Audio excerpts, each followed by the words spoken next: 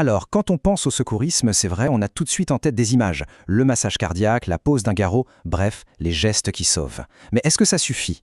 Pour former de vrais sauveteurs, savoir faire, ce n'est qu'une partie du chemin. On va voir ensemble ce qui fait vraiment la différence entre simples gestes et une expertise totale. La vraie question, c'est donc celle-ci. Qu'est-ce qui distingue un bon secouriste d'un formateur qui est lui vraiment excellent? Vous allez voir, la réponse, elle ne se trouve pas que dans les mains. Non, non. Elle est surtout dans la tête. Et c'est bien plus profond qu'on pourrait le croire. Ok, pour bien comprendre tout ça, voilà le programme. D'abord, on va regarder les 2 missions clés du formateur. Ensuite, on plongera dans la maîtrise des techniques, bien sûr, mais surtout dans le pourquoi de chaque action. Après, on verra sur quoi ça repose. Science, règles, clarté, et enfin, comment tout ça permet de former des sauveteurs vraiment crédibles. Alors on commence par le cœur du sujet. Un formateur a en fait une double casquette, un double mandat. Ce ne sont pas 2 choses séparées, mais plutôt 2 facettes d'une même pièce qui sont totalement inséparables. Et tout peut se résumer à cette phrase. Savoir comment faire les gestes, c'est la base. Mais ça ne suffit pas. Le véritable expert, lui, doit aussi savoir précisément pourquoi il les fait. C'est vraiment cette dualité qui change tout. Bon, parlons du premier pilier. C'est le plus évident, bien sûr, la maîtrise parfaite des gestes. C'est le socle, le fondement, disons-le clairement, c'est la condition non négociable pour qu'un formateur soit crédible. Et là, on parle de gestes où chaque détail compte. Une réanimation cardio-pulmonaire, par exemple.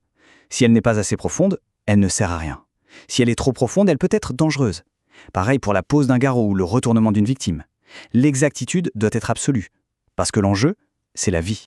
Attention, ces gestes ne sont pas inventés au hasard. Ils viennent de la recherche scientifique, de recommandations internationales portées par des organismes comme l'ILCOR ou les RC.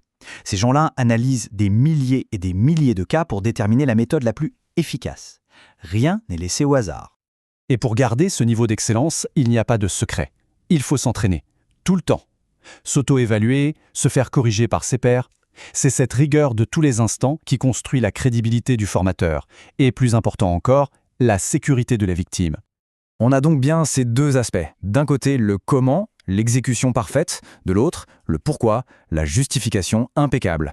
Un expert, c'est celui qui maîtrise les 2 à la perfection. Alors maintenant, creusons un peu ce fameux pourquoi. On attaque maintenant le 2e pilier.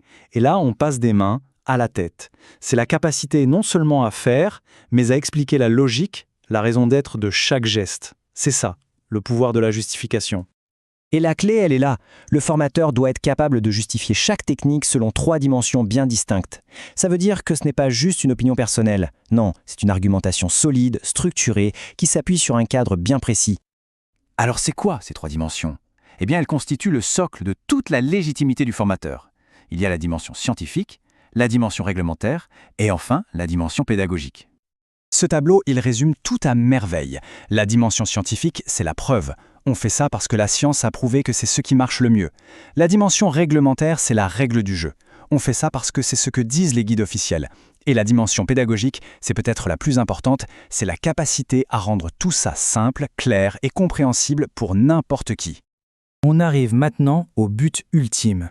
Comment est-ce que ces 2 piliers, le comment et le pourquoi, s'assemblent pour former des sauveteurs qui ne sont pas juste des robots qui répètent des gestes, mais des personnes crédibles, autonomes et confiantes? Le parcours est assez logique en fait. Première étape, on acquiert une précision gestuelle irréprochable. Deuxième étape, on développe cette rigueur pour argumenter, pour justifier. Et la dernière étape, la plus belle, c'est la fusion. Le geste et la parole ne font plus qu'un, et c'est de là que naît l'autorité naturelle de l'expert. Finalement, on comprend que la véritable expertise, c'est une sorte d'alchimie. Ce n'est pas juste le geste d'un côté et la connaissance de l'autre. C'est leur fusion totale, une pratique parfaite qui est nourrie par une compréhension profonde. Et pour conclure, on peut se poser une question toute simple en fait. En pleine situation d'urgence, à qui ferait-on le plus confiance? À la personne qui sait quoi faire ou à celle qui, en plus, sait précisément pourquoi elle le fait? Je crois que la réponse, au fond, elle est assez évidente.